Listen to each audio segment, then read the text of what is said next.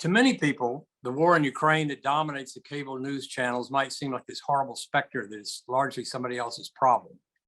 But I beg to differ. It's true that wars come and go, but this assault on Ukraine is what I consider a pivotal moment in the history of the world. Now, the seeds of the crisis go back decades and raise some critical issues of democracy and governance. Before World War I, the borders in Europe were expendable. They came and went depending on who was the biggest bully on the block. Poland, for example, did not exist as a sovereign nation until 1918, nor did the Czech Republic, Slovakia, or Ukraine for that matter. Poland and Czechoslovakia were created under the terms of the Versailles Treaty drawn up in 1919 by the victors of World War I. But in 1939, only 20 years later, they all disappeared again as Nazi Germany invaded its neighbors to trigger World War II. A major goal of the victory in World War II was then to put an end to this endless and devastating merry-go-round and to establish the concept of inviolable borders. Russia's invasion of Ukraine is the first defiance of that policy, which has kept Europe stable for more than 75 years. Instead, we have the biggest land war in Europe since World War II. To maintain stability and peace and any semblance of world order, it's critical to state unequivocally that borders are sacrosanct and cannot be dissolved and redrawn at will by the biggest power in the bloc. A brief look back at the turmoil in Eastern Europe and the Soviet Union over the past half century is critical to understanding what erupted in Ukraine just 4 weeks ago. The current crisis is actually decades in the making and traces back to the revolts by restless East Bloc countries like Poland and East Germany in the 1980s that shook off Soviet-imposed controls. Countries like Poland, Czechoslovakia, and Hungary had come under the firm grip of the Soviet Union after World War II as Soviet troops swept westward across their territories on the way to Berlin to defeat Hitler. In many ways, though, they never left. But there was little these countries could do as the West essentially had no real choice, short of igniting World War III, and therefore they had to simply accept Soviet domination of the region.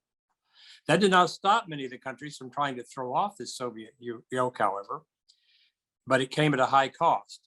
In 1956, Soviet troops crushed the Hungarian Uprising, and in 1968 put down Czechoslovakia's brief bid for a more liberal government.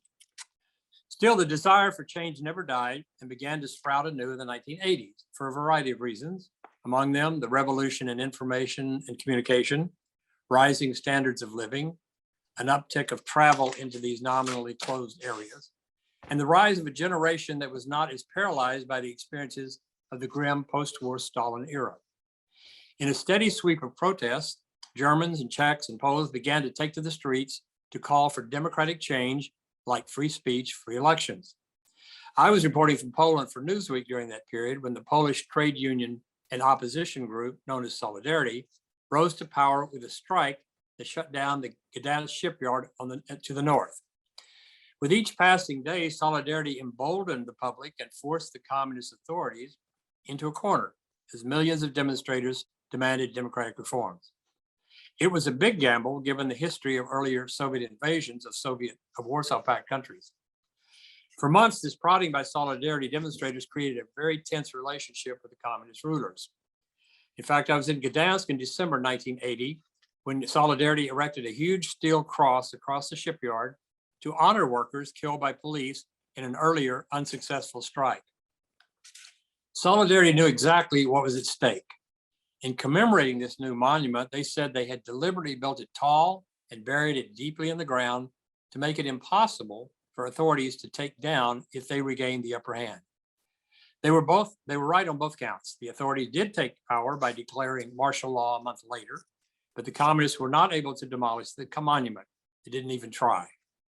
What the authorities also did not try was not failed to accomplish was to bring down the aspirations of people in the East Bloc to challenge communist rulers. Those began a half decade later in the late 1980s after Hungarian authorities, under pressure, opened their border to the West. That created a huge problem for all the other countries in the East Bloc because their citizens, who normally could travel at least to neighboring communist countries, now had an escape route through Hungary, and they poured into Hungary by the thousands. So East Germany responded by immediately closing down its own borders, even to communist neighbors. So that in turn ignited a sharp backlash by East German demonstrators that eventually brought down the Berlin Wall in 1989. Now, as these protests rolled east in the Soviet bloc, some, like in Czechoslovakia, were relatively peaceful, with massive crowds and demonstrations simply overwhelming communist leaders. In 1989, shortly after the Berlin Wall came down, the Communist Party of Czechoslovakia abruptly just gave up and relinquished power only 9 days after mass protests came out following the beatings of peaceful student demonstrators in Prague. But elsewhere, there were much grimmer confrontations. Probably the worst was in Romania. The final act was both abrupt and bloody, and it was sparked by crowds angered by security forces of dictator Nicolae Ceausescu firing on demonstrators. Within days, the backlash turned hostile as the loud, angry crowds in Bucharest, in a shocking display of defiance, shouted down Ceausescu during a speech from a balcony at communist headquarters and forced him to retreat inside. Film footage captures his stunned and confused expression as crowds pressed forward. Romanian troops soon defected to the demonstrators, and Ceausescu and his wife were captured while trying to flee in a helicopter. After a hasty trial, they were executed by a firing squad. Now, the theme running through all these uprisings is clear. The outbreak of democracy sweeps away the old order, and with it, the old communist parties and communist leaders. It's a lesson that makes authoritarians like Vladimir Putin shudder. Then in 1991, this democratic surge finally reached the Soviet Union, upsetting the old guard in the Kremlin. Hard right forces in the communist leadership in Moscow staged a coup against Soviet leader Mikhail Gorbachev, blaming him and his more open policies for these democratic wins that threatened the Kremlin directly. The unlikely hero of the day was Boris Yeltsin, a one-time Communist Party hack and well-known alcoholic who had come to power in nominally democratic elections in the Russian Republic, which at the time was essentially a state inside the Soviet Union. In a dramatic public appearance before excited crowds of protesters in front of the Russian parliament building, Yeltsin, in a very gutsy move, challenged the coup leaders directly and called on the army not to fire on demonstrators. I was working in Moscow at the time and had watched from my office window days earlier as tanks flying Soviet flags had rolled toward the Kremlin at the order of the coup leaders. In less than a week, the coup collapsed. The plotters were arrested, and one even committed suicide. On that day, I stood at the same office window and watched as tanks headed out of town, but this time flying Russian flags. My translator watched silently as the tanks rolled past, then turned to me and said, "This is the first time I felt proud to be a Russian." Almost immediately after the coup failed, the Soviet Union itself collapsed. Soviet republics like Lithuania, Georgia, Kazakhstan, and Ukraine declared their independence. That Saturday night, with the Soviet Union essentially dissolved, I drove through the darkened streets of Moscow past the KGB headquarters, where protesters only hours before had pulled down the statue of Felix Dzerzhinsky, the founder of the Soviet KGB. The streets were eerily empty. In fact, it felt very much like a no man's land on a battlefield. You could almost feel the power vacuum in the heart of the old Soviet capital as the old order receded with nothing yet taking its place. But it was clear we were in a brave new world. The Baltic countries of Estonia, Latvia, and Lithuania had broken free, and now other republics joined in. Among them, the Ukrainians, Georgians, Armenians, Uzbeks, and Kazakhs, reveling in their newfound independence. Vladimir Putin, who became president in 2000, however, sees these events much differently. Instead of free people seeking their own destiny, he calls the breakup of the Soviet Union the greatest geopolitical catastrophe of the 20th century. And he's been trying ever since to put the pieces back together. Why? Because the sweep of democracy endangers his own 22-year rule, and he fears that he could be ousted if the winds blow into Moscow. Unfolding events from the breakup of the Soviet Union only served to feed his paranoia. For example, Estonia, Latvia, and Lithuania not only became independent countries, they joined NATO, the US-led Western Alliance, as did Poland, the Czech Republic, Hungary, and other members of the Soviet bloc. Ukraine had hoped to eventually join the alliance, bringing NATO to Russia's southern borders directly, but that goal is even written in their constitution. So Putin's alarm over what he sees as Russia's own security, however, is only one part of this tragic puzzle, and this involves the use of the word "the." For decades, during the Soviet years, the area now being fought over was called the Ukraine. You can still hear some people using that phrase, but those are fighting words to Ukrainian ears. They demand that their country of 43 million people, the second largest landmass country in Europe, be simply called Ukraine. That's because the word Ukraine, which stems from a Slavic word Ukraina, translates as borderlands. So to use the phrase the Ukraine is akin to calling it the borderlands, much as we refer to the Southwest, the Midwest. In other words, it's a location that's part of a larger entity, as Ukraine was in the Soviet Union. To Ukrainians, who are essentially cousins of Russians, this comes across as a dismissive put down. Now, certainly Putin sees it that way. He once told President Bush that Ukraine was not a real country and never has been.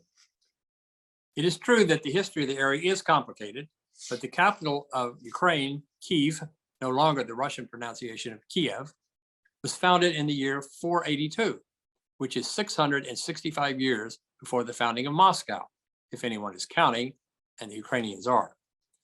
The history of Ukrainians and Russians as people has been complicated over the year. There are about 75% of the population ethnic Ukrainians in Ukraine and 20% Russians. They even have their own distinct language. Ukraine first broke free from Russia's grasp in 1917, following the chaos of the Bolshevik Revolution that ousted the Russian Tsar and established the Soviet Union.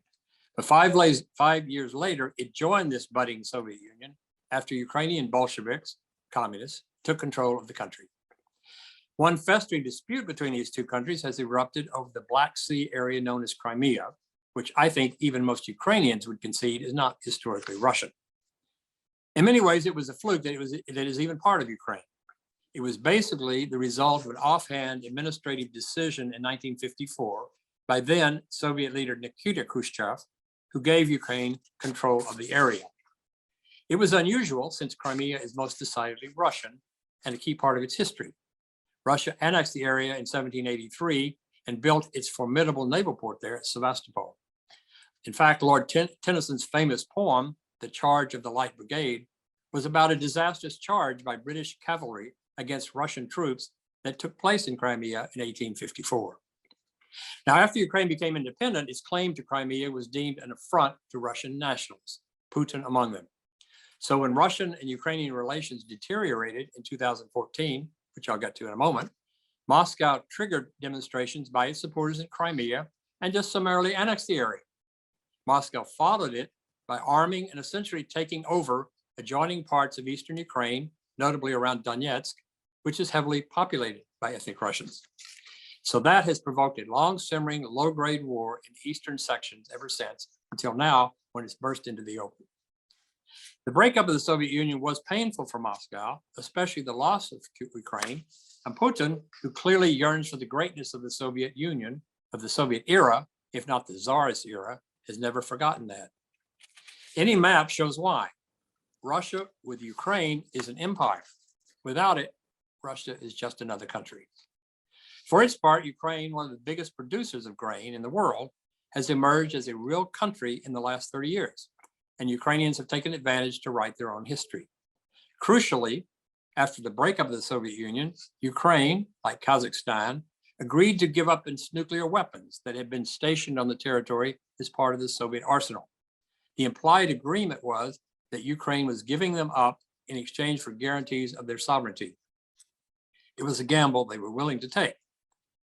Ukrainians are proud, independent people who have suffered political infighting, massive corruption, and violence to emerge from its Soviet roots as a new but struggling democracy. In the last 3 decades, it has looked increasingly westward to Europe and the United States. One constant theme has been the embrace of democracy. Ukraine, with 43 million people, it has 43 million people, but the threat to Putin is not its military might, but its ever-strengthening democracy. Putin has particularly warned Ukraine against joining NATO, which put the alliance on the Russian border. For its part, NATO has said it has no plans to invite Ukraine to join, but refuses to rule it out. This is an awkward issue for Putin, because the Russian president himself once brushed aside the NATO question, saying in 2002 that he fully expects Ukraine to embrace NATO, and it didn't seem to bother him then. At the end of the day, he said at the time, the decision to be taken by NATO is taken by NATO and Ukraine. It's a matter for those two partners. He even once said Russia itself might join the NATO alliance. But that was then. Putin quickly changed his mind, not so much about seeing NATO as a military threat, but fearing the embrace of democratic values by former Soviet republics. As Michael McFaul, the former US ambassador to Moscow, puts it, the primary threat to Putin and his autocratic regime is democracy, not NATO. For the Kremlin, that threat has been bubbling up from the ruins of the old Soviet Union for almost 20 years. In 2003, the so-called Rose Revolution in 2003, the so-called Rose Revolution broke out in the former Soviet Republic of Georgia, with Moscow charging that the democratic movement that forced out its autocratic government amounted to the US installing a puppet government. 5 years later, in 2008, Russian troops invaded Georgia, claiming a threat to their own border areas, and they declared two Georgian regions as separate independent republics. It was a ploy he would later use in challenging Ukraine in 2022. From Putin's perspective, though, the warning bells really began ringing in 2004 in the so-called Orange Revolution, when thousands of Ukrainians took to the street to protest a phony election that would have installed a Kremlin lackey to the presidency. I was fortunate to be in Kiev for this watershed event, whose outcome was anything but clear. It was exhilarating as Ukrainians took to the streets for weeks to protest the election results. I tried to sum it up in the lead paragraph of my front page story for USA Today, saying it was part Woodstock, part Tiananmen Square. In short, it was both festive and exhilarating, but also gutsy and very moving. In the end, the protesters won. They not only saw their democratically elected candidate take office, they embraced the heady power of the people speaking out in large numbers and being heard. It is a lesson they returned to again and again over the next 18 years. The defiance of Russia and the heady notion of self-determination grew out of that challenge to authority in the streets of Kiev. It was a role they assumed again in 2014. They once again revolted, this time against the then President Viktor Yanukovych, a Moscow-backed leader, in what they dubbed the Revolution of Dignity. This time, Ukrainians were angry when Yanukovych reneged on a promise that Ukraine would join a European Union economic association. Instead, he planned a link with a Russian economic union. It was a critical moment, with Ukraine poised to either break free and seek its own destiny or get sucked back into the Russian orbit. After weeks of street battles, the protesters won again and literally chased Yanukovych from office, forcing him to flee over the border to Moscow. The move infuriated Putin, and he responded by, as we talked about earlier, annexing Crimea and sending troops in unmarked uniforms to essentially take over eastern Ukraine, mainly around Donetsk, which is populated largely by ethnic Russians. It planted the seeds for his latest bid to take over the entire country. As a glimpse of what Putin is thinking, you only have to look north of Ukraine to Belarus, a former Soviet republic, now independent. Like Ukraine, Belarus spun off as a separate country in 1991, but has never been able to break free of Russia's effective control.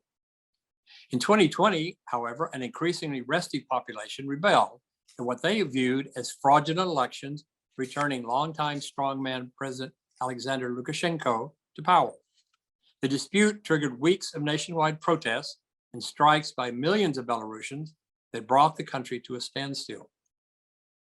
In the end, the rebellion was quelled after Putin sent in security forces at Lukashenko's request to break the back of the protest and re-exert Russian influence over the country. Now, a compliant Belarus has become a staging ground for Russian troops invading Ukraine. Belarus, not Ukraine, is the kind of country that Putin not only prefers, but demands.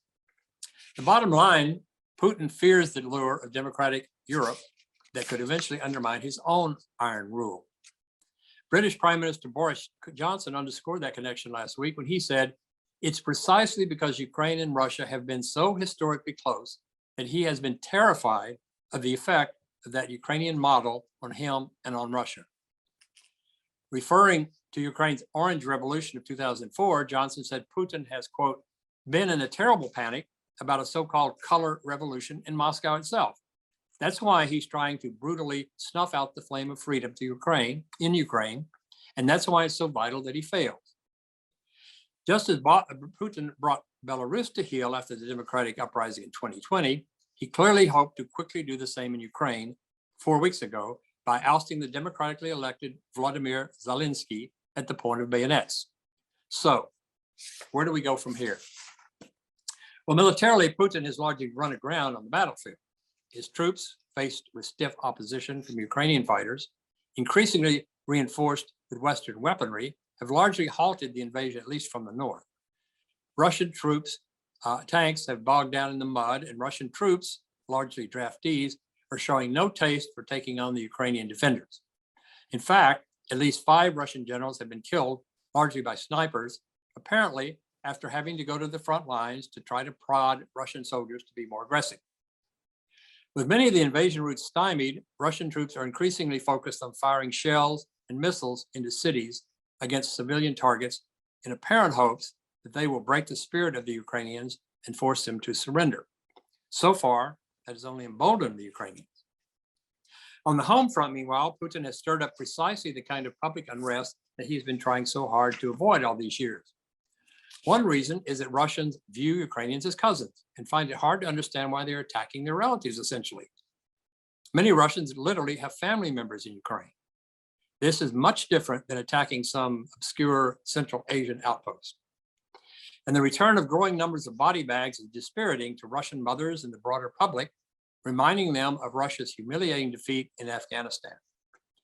To be sure, millions of Russians accept the Russian propaganda line that Putin is defending Mother Russia, but it tends to be the older, less educated Russians, while more and better educated Russians, especially internet-savvy young ones, have taken to the streets to protest. That's why Putin moved quickly a couple of weeks ago to choke off criticism by passing laws banning false news, such as referring to the Ukraine crisis as an invasion or a war. Instead, the official line from the Kremlin is that it is a special military operation. Violators could face up to 15 years in prison for spreading so-called fake news. But the reality is that thanks to relaxed travel rules in recent years and social media, thousands of Russians have also tasted democracy and they like it. Thousands of young Russians have grown increasingly emboldened in recent years to challenge Putin's heavy-handed rule. In 2011, in a sign of the danger to the Putin regime lurking below the surface, hundreds of thousands of Russians turned out to protest fraudulent parliamentary elections. Independent news outlets, particularly online, flourished, and a real opposition began taking shape. They did it again 4 weeks ago, only 24 hours after the invasion of Ukraine, with nearly 2,000 protesters arrested in 53 cities, including Moscow and St. Petersburg. In a remarkable show of defiance, protesters held up signs saying just 2 words: no war. One elderly woman who had survived the siege of Leningrad by German troops in World War II was even carted off for protesting. For examples of the ludicrous nature of Putin's attempt to quash this challenge are also legion. One woman, trying to avoid making false claims about the war in Ukraine, protested near Red Square by holding up a sign that simply said 2 words, an obvious reference to the earlier no war placards, but she was grabbed up. Yet another woman was seized by police after holding up a blank sign with nothing on it at all. A third was arrested while reading excerpts of the Russian Constitution that guarantees peaceful protest. In one of the most stunning displays of defiance, a producer at Russia's main news channel jumped in front of the cameras last week during a live TV news program watched by millions and held up a sign that said no war and accused Russian authorities of telling the public nothing but lies. Ominously, a news director at the station this week accused the protester of being a British spy. For his part, Putin is playing with fire. The problem with holding absolute power is that it evaporates if the top guy begins to lose his grip on events because there's no one else to blame, and others will rush in quickly to claim it.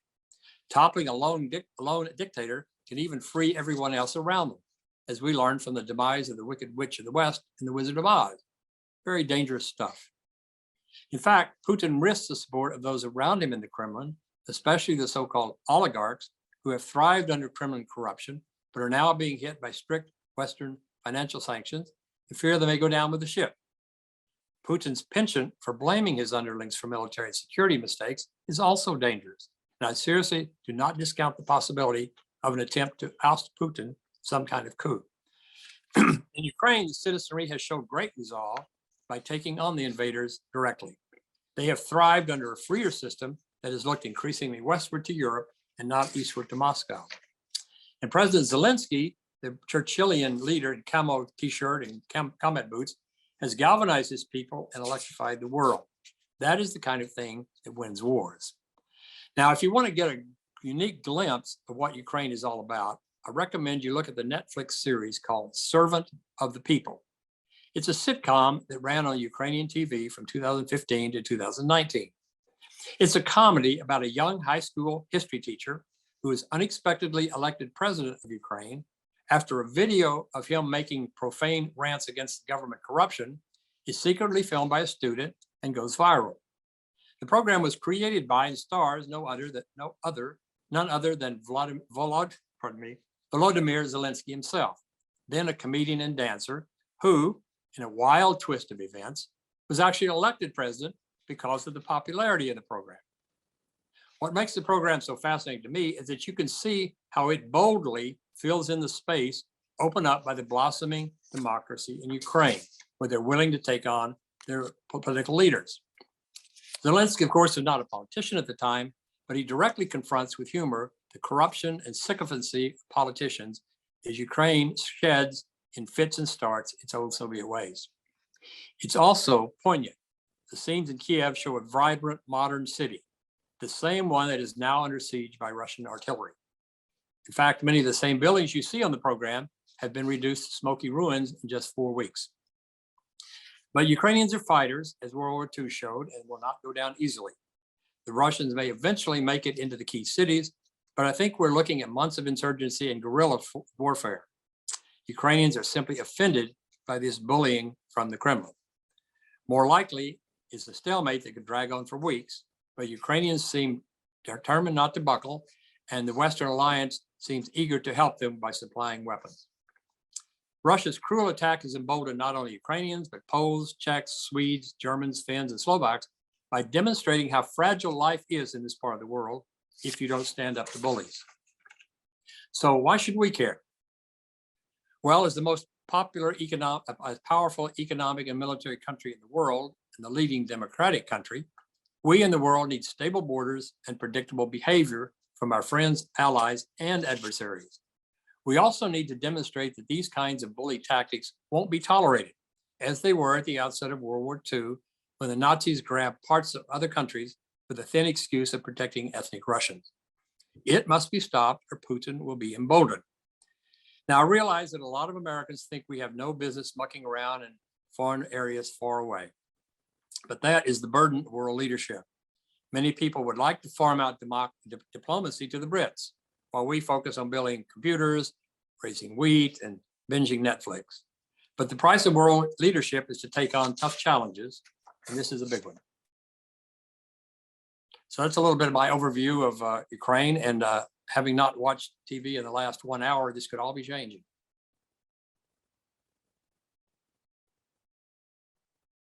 The big question is, anybody left there online?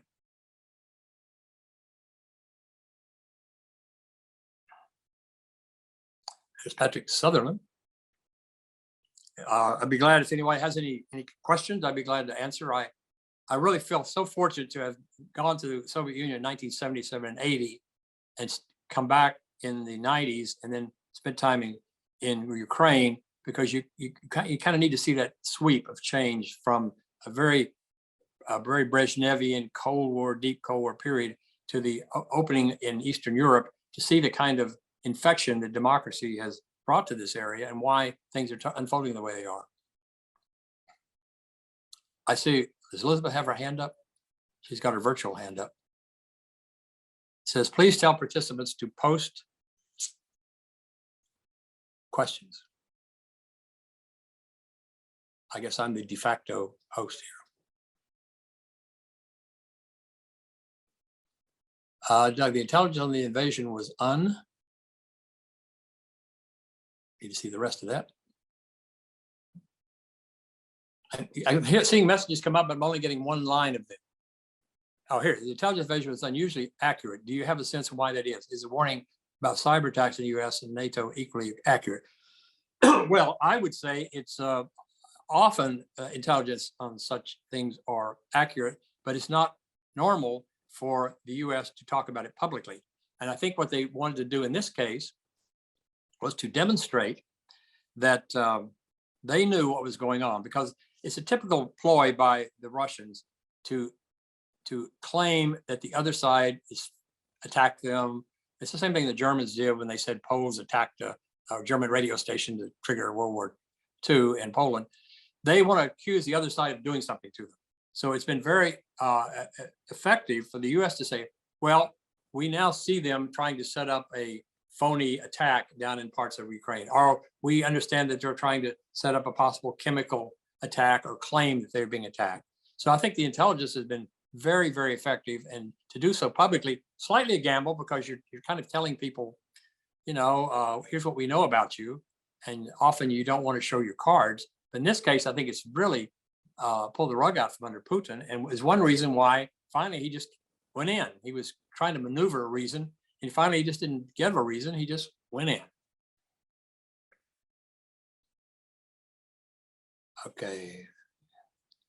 Can you describe the feeling you felt when the Soviet Union fell? Well, it was actually quite bizarre to be in the heart of the capital when that happened, because it showed you how basically thin the Soviet Union was, or how fragile it was all these years. In fact, what you really had in the Soviet Union was a very strong military component, but the rest of the country, in terms of its economy and its ability to operate as a society, was very fragile, and it just collapsed in a heap. And it was kind of breathtaking, and it underscored how artificial the Soviet Union was. It was something that was welded together by one small group of people, starting with the Bolsheviks, and then they had to use the military might to hold it together. But you could forever talk about that during the time of the Soviet Union, saying these people don't really want to be there, they want to be free, but until it happens, then you really get a demonstration of it. It was quite refreshing to see that sort of these democratic issues came to the fore, and people wanted to control their own life. And the other thing that was great to see Russians, who are rather downtrodden people for a long time, who keep their heads down. It was great to see them come out on the streets and to cheer this the collapse of the coup. It was an exciting moment, because you know, the Russians were quiet. They tend to spend time with themselves and their family, because taking on the authorities in the Soviet Union for the previous 75 years was a dangerous thing to do, and they didn't. And that's why I was so excited to hear my translator talk about how proud she was to be in a Russian for the first time. I thought that was an incredibly strong moment. The sad thing is, when Yeltsin came in, he had an opportunity to really transform the country, and he was just an inept leader in many ways. I think well-meaning, and they could not quite break through enough to set up better, more Western-style economic system. And instead, what the group called the oligarchs, people kind of took over things like an aluminum plant or the coal or the oil industry, and they just took it over and made money off of it, and then they could influence politics. And there was a moment, and it's rather sad, in a lot of ways you can point to Yeltsin. He appointed Putin as prime minister, and Putin then, after Yeltsin stepped down, became president, and he was just the wrong guy. I mean, a former KGB agent who saw everybody else as the enemy was just not the right person. It's a sad twist of history, but it was exciting to see it all collapse and see people come into their own. Should Ukraine be allowed now to join? Go ahead. Sir, we have a few questions for you. I don't know if this was covered. After having reported on Putin for all these years, what do you think of the reports his devolving mental health / paranoid behaviors with his own staff? Well, I don't think he's mentally impaired, but I think he is. I think it reflects a paranoia that he has that actually a lot of Soviet leaders, Russian leaders had over the years. I think he's the kind of leader that is so strong in his inner circle that people don't want to challenge him. And so when they don't challenge him, then they don't give him real information. And I think that's really what happened down in Ukraine. He didn't know what he was getting into. So now he has fired at least two of the top KGB officials and one of the defense. So I think he's lashing out. I don't think he's mentally impaired, but I think he is incredibly angry. And I think there is a danger because of that. He may just try to do anything. I think that I have a good Russian friend who actually lives here in Washington now, who was part of the government back in the 90s.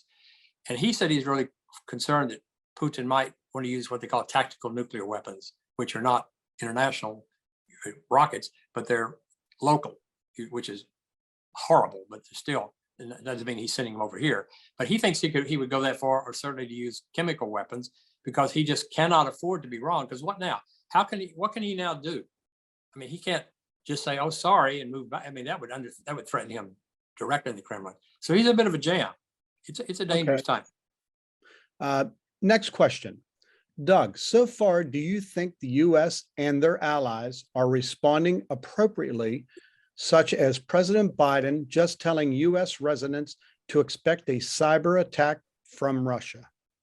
Well, again, this is part of that giving people information out front. I think that, yes, I think people need to be aware of that, not only to prepare for it, but to also to continue to point the finger at Putin as the aggressor. And I think we've done a lot of things really well. For example, the idea of closing the airspace is not a good idea, and we have not done that. The reason it's not good is because the only way you can have a no-fly zone is if you get up there and you monitor the area in planes and shoot down anybody who comes in. Well, then you're getting in a direct confrontation with the Russians. And I think we need to avoid NATO/US having direct confrontation militarily, but we can do all kinds of things sending in these wonderful, I mean, I hate to use that word in a war zone, but these very effective anti-tank weapons, for example, or the drones. And I'm sure we're deeply involved in cyber activity ourselves, listening in on what's going on the other side. But I do think we need to be on the. But I think Putin is not a fool, and I don't think he would go all out on a cyber attack on the U.S. First of all, I think we could roll him back as well. He doesn't want to do that, but he might tinker around the edges. Okay.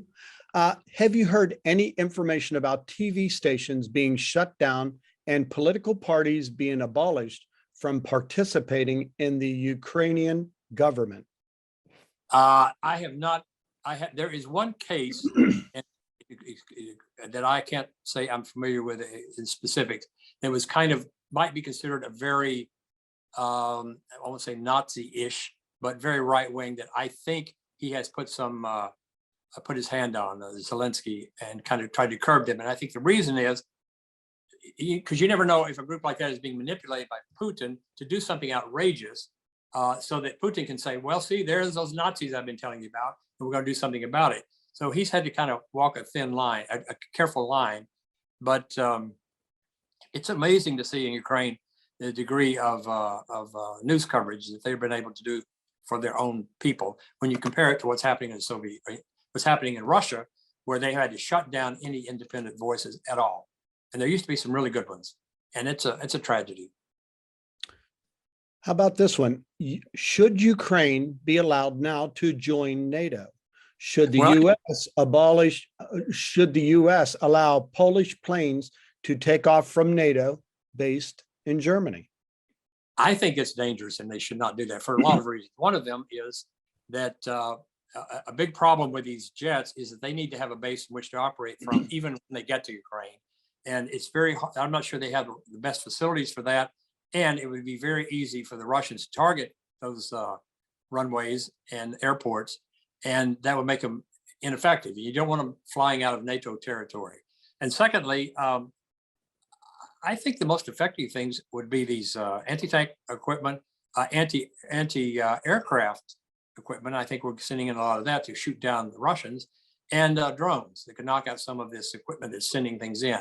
But if you get into that sending in jets thing, you're opening up a real can of worms that I think is, I'm not sure it's, from what I read from military experts, would be necessarily that effective anyway, because you'd have to have fighting over Ukraine against Russian jets and such. And I think it's kind of dangerous. Okay. Is there any possibility that Putin can be brought to trial as a war criminal? I think that's highly unlikely, but I think labeling him that is, again, the idea to separate the good guys from the bad guys. I'm a little bit uneasy getting into that war criminal label sort of thing, because you have to deal with these people. And Putin has responded by saying they may just break relations with the US. And you need to have contacts. And that war criminal stuff and labeling people that is not good. On the other hand, it rallies people around Ukraine. It emboldens the Ukrainians and show we're thinking of you. And it isolates Putin as the bad actor in all of this. So there's some value to be gained. It seems like the filming of the captured Russian soldiers and press conferences with them is a bit unprecedented, and possibly, again, the rules of war. Is Right. this a new phenomenon because of the cell phone cameras? That's part of it. It is, in fact, a violation of international rules of engagement. You're not supposed to do that, just as we didn't like it when some of our pilots who were shot down in Vietnam were brought forward and forced to make certain statements. It's really a violation of the rules, basically. However, it's been incredibly effective, I think, because these guys seem very sincere. You put them on the phone calling their mother back in Russia, saying, "Hey, I don't know why I'm down here. I thought we were going on a training exhibition, and I didn't want to be here." So I think it's been very effective, but it's skirting the line and actually going over it. But the whole thing about cell phones and immediate use of video is incredible. I mean, these pictures of bombs coming in and tanks being hit by anti-tank weapons is incredibly effective. Do you have any comments to help us understand the intimate relationship between Putin and the Russian Orthodox Church? Funny you should say that. Just before we came up, there was an interesting article between the patriarch there, who is really very strong nationalist, and is probably going further than Putin calling for this war. I wish if I had 5 more minutes, I would have pulled it up and shown you. But yes, because Putin has aligned himself with the church, which is very conservative and very nationalistic and very Russian. So he's a real actor in this. He's a real actor in this. It's so funny because when I was there, there was a Russian Orthodox Church, but they were way on the fringes. And in fact, on days when they would have Easter services, the Soviet TV would put on some very popular film, and so that people would stay home and watch TV. And they would also ring the churches with kind of bad guys to try to discourage people from going to the churches. And then now to see them with Putin and see him taking photo ops with the patriarch is quite remarkable. From email, ask all that Biden and the US are doing. I know elders providing humanitarian relief financially. However, I'm more interested in physical people and troops. Yeah. I have a roommate whose brother was almost deployed before spring break. However, he's on reserve. Obviously, US troops he's talking about here. He's referring to US troops. I don't know. Yeah. Well, I mean, I don't think we should get involved by any means as US troops, because there's just no way to put a lid on the escalation. But I think we have a lot of advisors in there, CIA, no doubt, military advisors. But as far as people with US uniforms flying in planes, I think that's dangerous. There are some mercenaries who've been going in there. In fact, a lot of, I think, Ukrainian Americans have gone in and just volunteered to fight, which is fine by me. But I think we need to be very careful to stay away from that.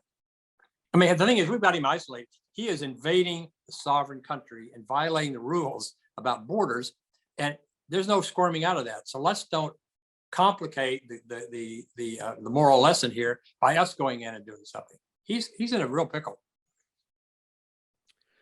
Thank you so much for your help giving us context and background. Could you speak a little bit more about the divide within Russia between the groups of Russians who believe propaganda and those who don't believe? Well, I mean, it's like in any country, you know, a lot of people just pay only cursory attention.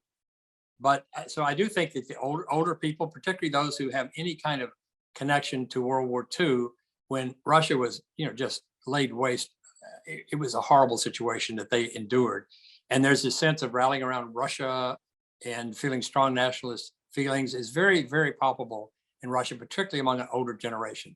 Secondly, there is absolutely no alternative news of any kind. There used to be, until about 3 weeks ago, a number of opposition online, the place called TV, called Doj, but it's called TV Rain. It used to be a very lively online news program that was readily available. You had alternative newspapers. You had a place called Medusa, which was a news center that would produce. That has all been formally disbanded. People run out of town. So people don't have access to information. So what do they say? They look up, there's their president. He's saying Ukraine's got these Nazis and they're trying to attack us. We need to do something about it. And they're getting ready to throw chemical weapons. So you kind of rally around the country. It's kind of a normal thing. And you have no pushback from anybody else. That's why having that woman step out in front of the TV cameras is amazing, because maybe people jars people a little bit.